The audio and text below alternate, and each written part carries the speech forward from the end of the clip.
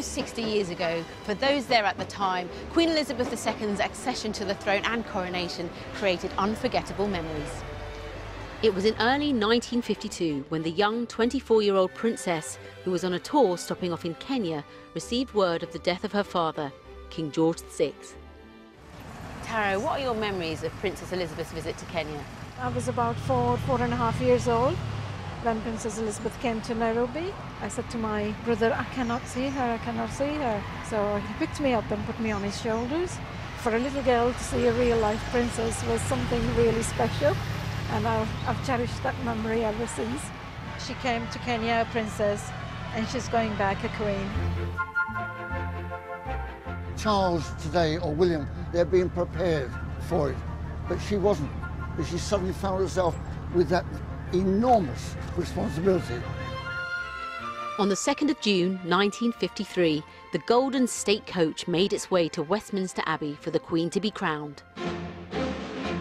During the coronation, I was a Royal Marines sergeant, and on Coronation Day, I was somewhere around about here on the embankment, and we had hundreds and hundreds of children behind us.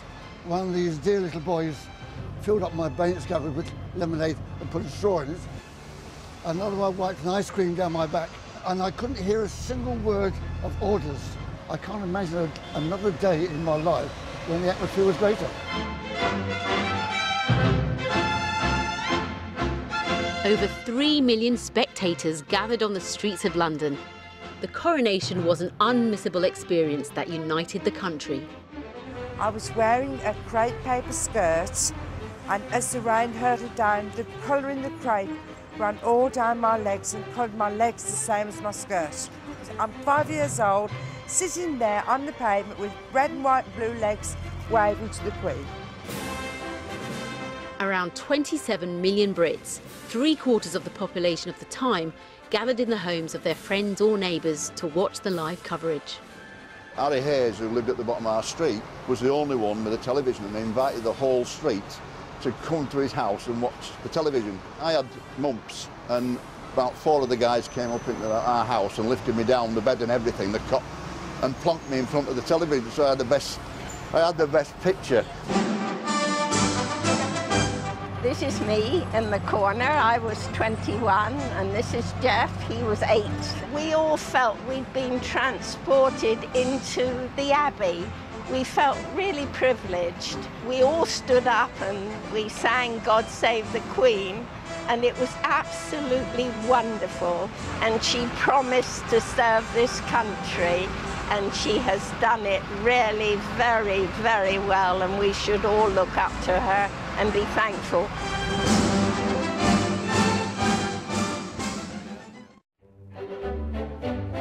It's the garden at Buckingham Palace. Come with me. All the marquees are set, the picnics are ready to be picked up, and the steel band is ready.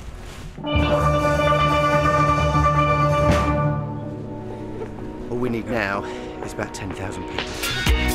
And the very least I can do is help to hand out the food and give people a little something to remember the day by. Really nice to meet you. Nice we'll to go meet for that. you. And so let's get you with Buckingham Palace in the background. Here we go, ready? Somehow I've become the Jubilee official photographer for the One Show. I'm going to take a picture of you on your lovely picnic blanket. I never imagined that I'd ever be at Buckingham Palace. And what's it like? What do you make of the place? Mad. It's crazy. It's unreal. Chantal and Cherie from Sheppey. Hello, how do you do? Nice to meet you. I like the fact that you managed to get to the champagne tent so early. Not quite gobsmacked enough.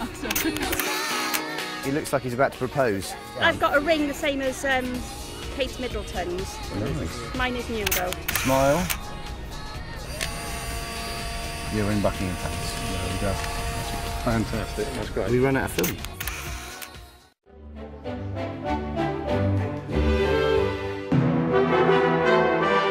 This is Housted's fort on Hadrian's Wall. In the 2nd century AD, this was the northern edge of the Roman Empire. It was a wild place, and the wall was designed to repel raids from the warlike tribes across the border. The Romans, based in forts like this along the length of the wall, needed a way to communicate with each other. They had the ideal system: fire. Beacons are quick, easy and efficient warning signs. That's why they continue to be used as a military tool for hundreds of years. When Philip II of Spain launched his armada against the England of our first Queen Elizabeth in 1588, it was a series of beacons around the country that warned of the invasion fleet's arrival. By the 20th century, though, the military beacon had lost its importance. Electronic communications took over, from the simple Morse code machine to walkie-talkies and field radios. These instant forms of communication, much more reliable, soon assigned the beacon to the annals of military history. But in civilian life, beacons live on. Now, though, they have a ceremonial rather than a military use. Bruno Peake revels in the title of pageant master. He's been organising major national events involving beacons for more than a quarter of a century, continuing a fine British tradition.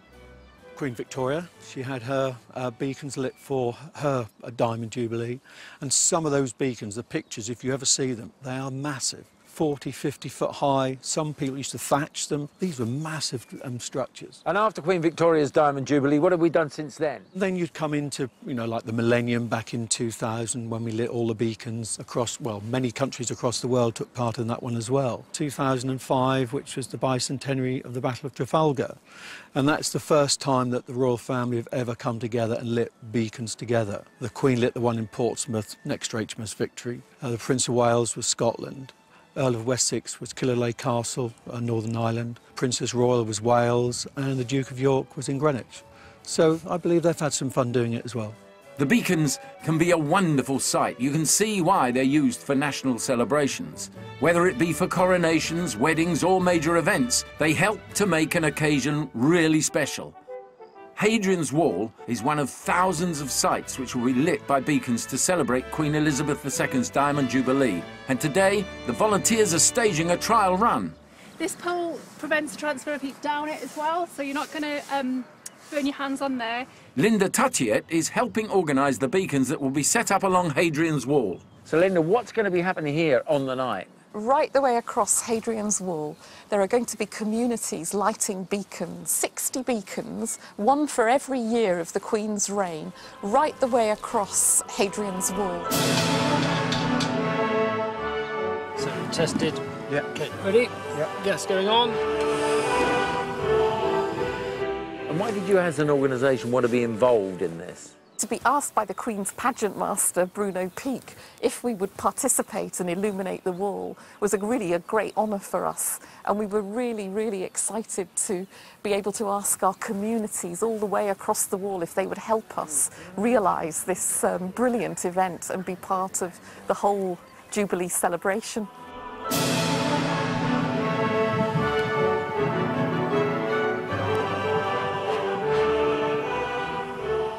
What an amazing experience to be standing here in Hadrian's Wall country, about 600 feet up in the Northumberland Hills, right on the line of Hadrian's Wall, in a fortress built about 2,000 years ago, with beacons lighting the walls. It must have been very similar to this. Extraordinary. It's been a brilliant night on this ancient Roman frontier, and a tiny local taste of what the national celebration is going to be like.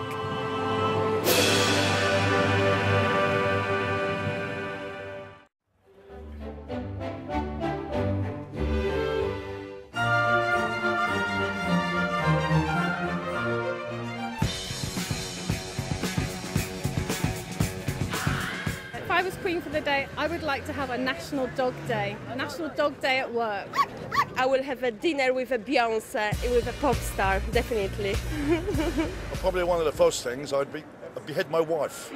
I'm only joking, she'll kill me when she does that. If I was king for the day, Manchester City would be stripped of all their money, Man United would be stripped of all their luck, and Arsenal would be at the top of the Premier League. If I were Queen for the day and I could do something really radical, I think I'd just go to Thorpe Park.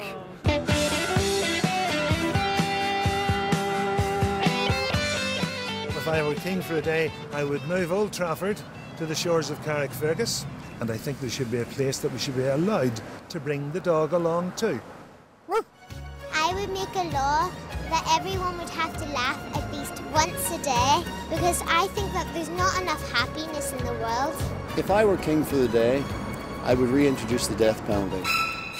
I would help people stop smoking, keep hospitals nice and clean, and keep the doctors nice and clean, and keep everybody nice and clean to look smart when they go to school.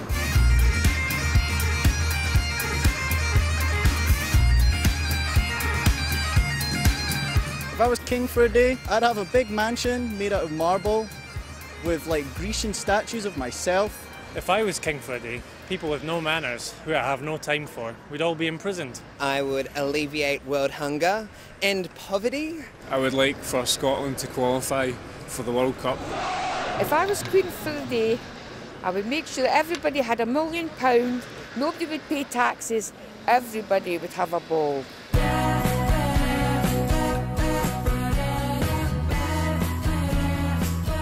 If I was king for a day, I'd ban health and safety and let everyone, all the adults, climb trees and catch insects and stuff. Probably drive around the country and pick up all the poor people and give them a bath. I would abolish all yellow lines so that we could park anywhere we liked. I would take all the million people off the dole, and I would put them in charge of the old people, looking after them. Mae'n eitha syniad ella roi Captain Jenkins ar papur decpunt ella.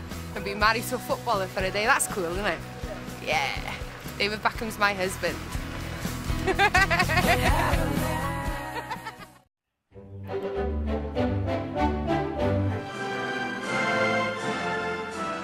The coronation of George VI, Queen Elizabeth's coronation, and William and Kate's wedding. Right royal occasions celebrated by millions, but they wouldn't have been quite the same if it hadn't been for a bloke from Oldham. Born in 1902, William Walton is famous for his royal march, Crown Imperial, but he grew up in Oldham, near Manchester, where smoke from 270 cotton mills shrouded the sky. He seemed destined for an unremarkable life, until his father read that Christ Church Cathedral in Oxford was auditioning for choir boys. Getting a place at a cathedral choir school like this, it's the ecclesiastical equivalent of joining the Beatles, isn't it?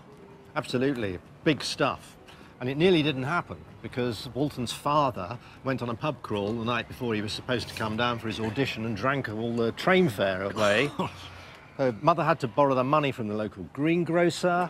They finally got down here for the trials and missed them. But fortunately, they agreed to hear him and he got in. So if it hadn't been for that borrowed train fare, he might never have made it. Absolutely. And English music would have been quite different. True. This is the school. It is. Wonderful. Walton loved life in Oxford and thought it was the most beautiful place he'd ever seen. But when his voice began to break, he feared being sent home to Oldham.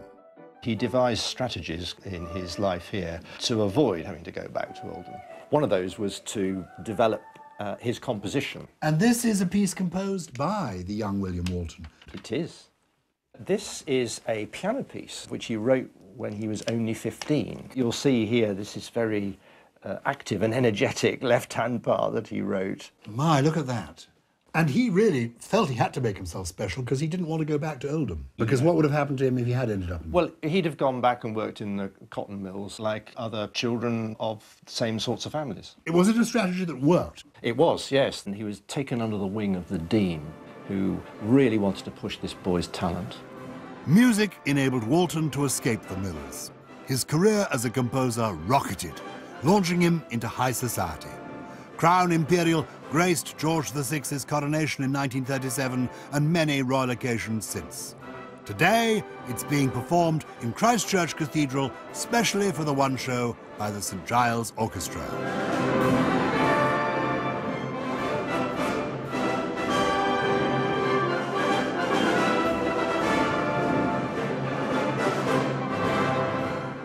You know you've arrived when you're asked to compose something for a coronation. You certainly do. Isn't it a wonderful sound? Walton really knew how to write for these grand occasions. It feels royal. How's he doing that? It's the wide range of instruments, a great army of strings, And all of that comes together to create this great, dramatic, noble effect. And he was a brilliant orchestrator.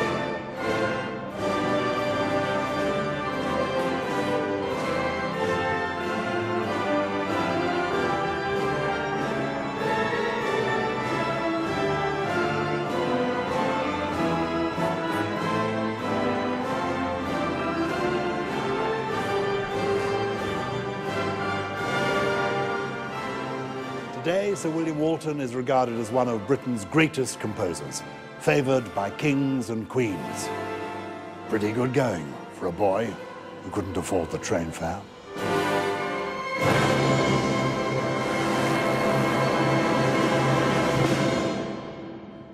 Bravo!